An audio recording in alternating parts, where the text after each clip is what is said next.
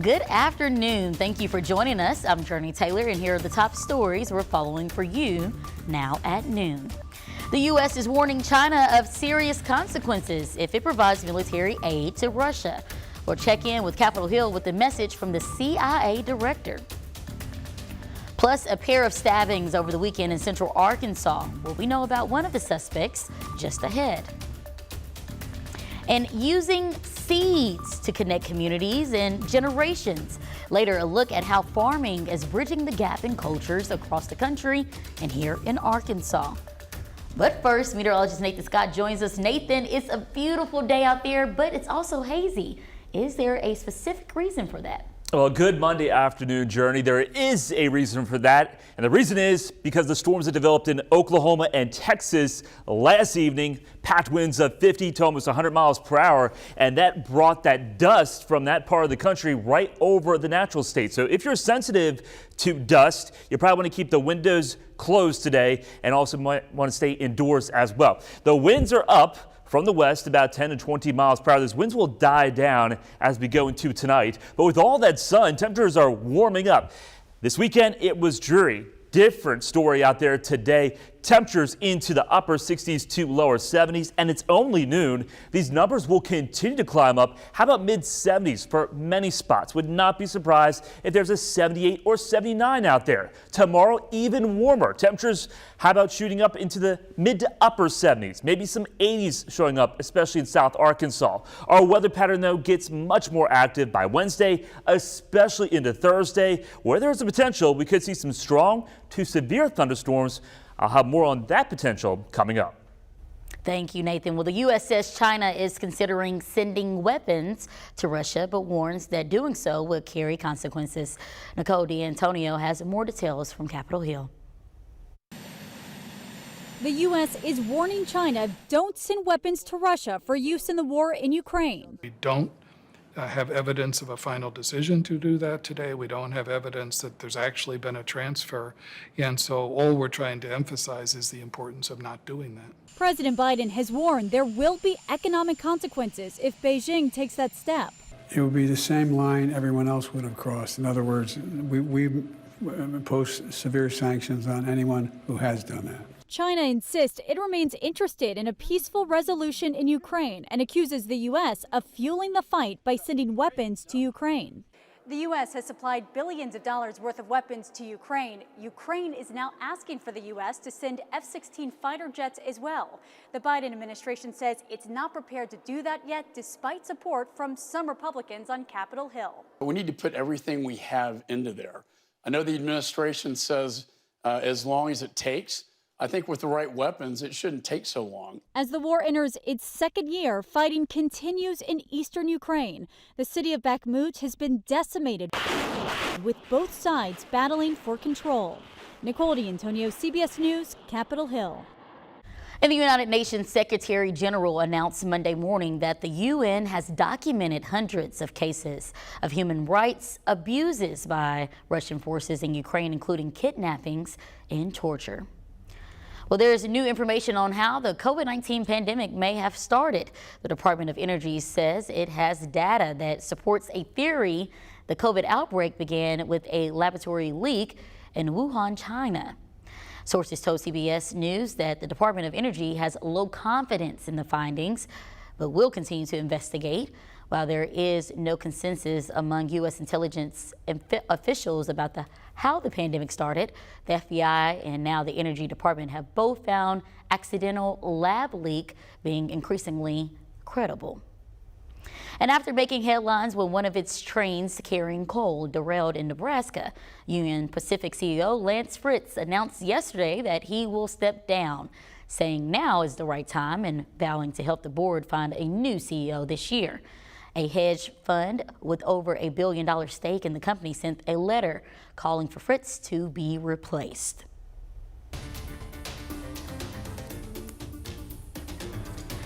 And the National Transportation Safety Board is still at the site of the plane crash in Little Rock last week. They told us today that a preliminary report is expected at the end of next week. The report should show any factual information they have found up to this point, but won't name the probable cause yet.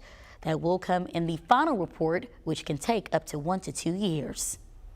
Developing now, police are working to identify a person found dead at a Little Rock gas station. It happened at the Loves near Otter Creek. When officers arrived, they found a man dead inside of a car. Investigators don't believe any foul play is involved. His body has been sent to the state crime lab for an autopsy. We'll continue to keep you updated as we get more information. In 2 stabbings in Pulaski County over the weekend, North Little Rock police are investigating one in the 700 block of East Bethany Road early Sunday afternoon. Officials say that a person of interest is currently in custody as of this morning, and police are currently working to notify the victim's family. Meanwhile, the Pulaski County Sheriff's Office is investigating an early Sunday morning stabbing that left a 19-year-old in serious condition. Officials say it happened at Carter Off-Road Park in Alexander.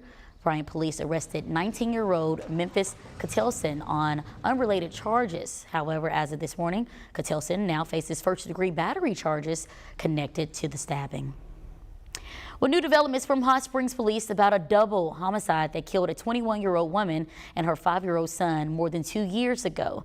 As they analyze evidence and travel far distances, police say solving this case could help close others.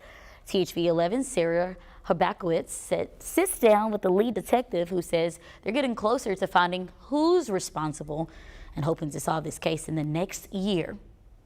Do you think solving this case could help other cases? Yes.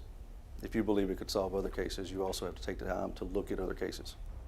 Well, tonight at 10, we'll share the leads detectives are following, the evidence that brought them there, and introduce you to the victim's family as they're left with more questions than answers.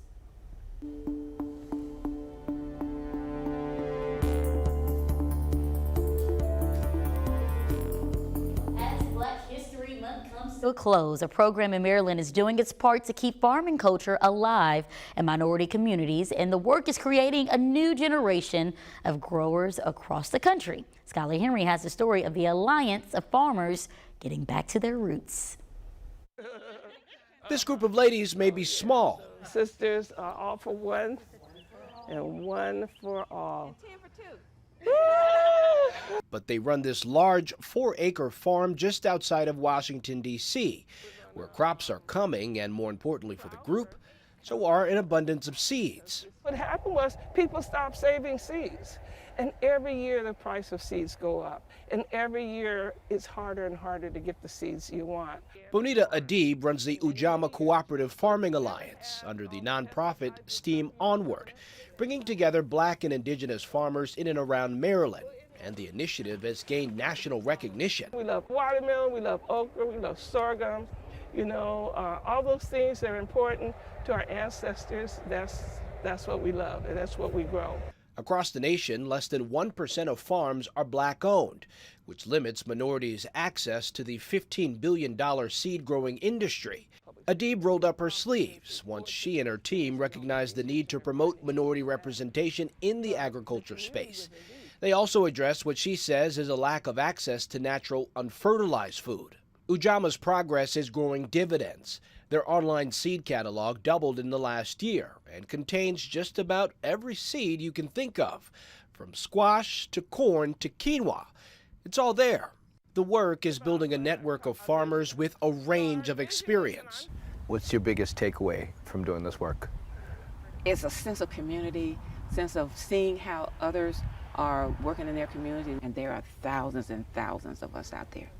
And the only way we can beat any type of obstacle is to work together and work through it. Bridging a gap of culture and connecting a new generation of growers. Skylar Henry, CBS News, Upper Marlboro, Maryland. Meanwhile, here in Arkansas, one woman is trying to bring more awareness to farming in minority communities. Keisha Cobb started growing fruits and vegetables just 15 years ago.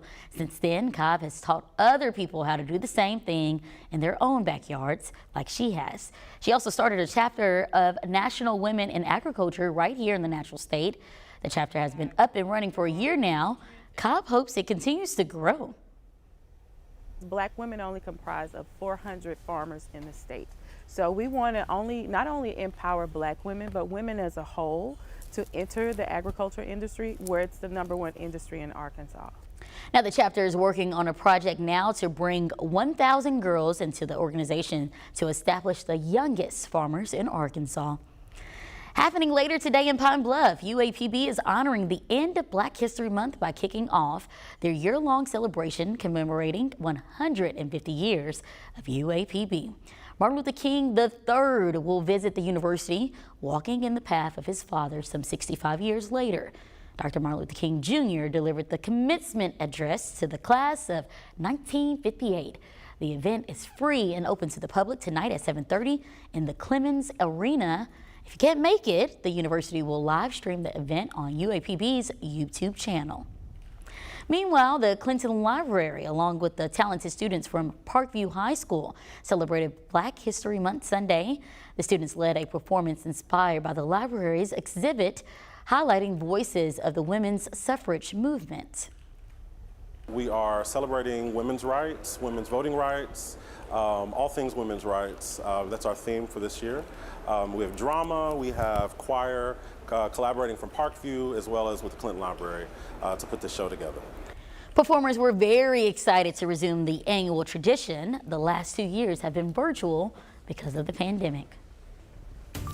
Well, some companies are looking at ways to rework when you work. After the break, what people are saying about the potential 4-day work weeks. And Nathan, I need a 4-day work week myself. This Monday is perfect to be out, even with the haze. Yes, Jurnee, it is a beautiful day. Temperature-wise, we're warming well into the 70s. Tomorrow's going to be even warmer. Then we got to watch out for the potential. The weather could turn a little bit nasty going into the middle to latter part of the work week. I'll have more on that chance coming up.